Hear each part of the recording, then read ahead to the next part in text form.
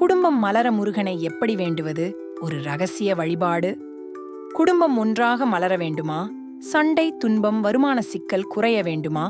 முருகனிடம் இந்த ரகசிய வழிபாடு செய்தால் உங்கள் குடும்ப வாழ்க்கை ஒரு பூம்பாகை போல மலரும். முருகன் ஒரு குடும்ப தெய்வம். அவருடைய வேல் உங்கள் வீட்டை ஆடிய சக்திகளை விரட்டும்.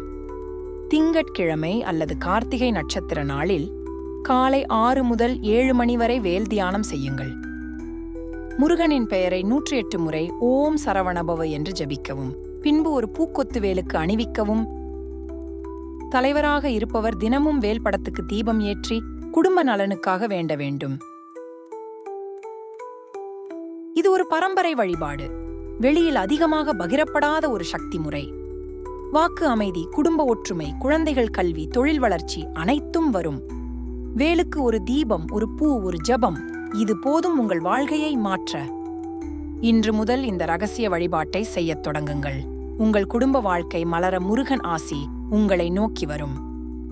உங்கள் குடும்பத்தில் ஒளி பரவட்டும். ஓம் முருகா.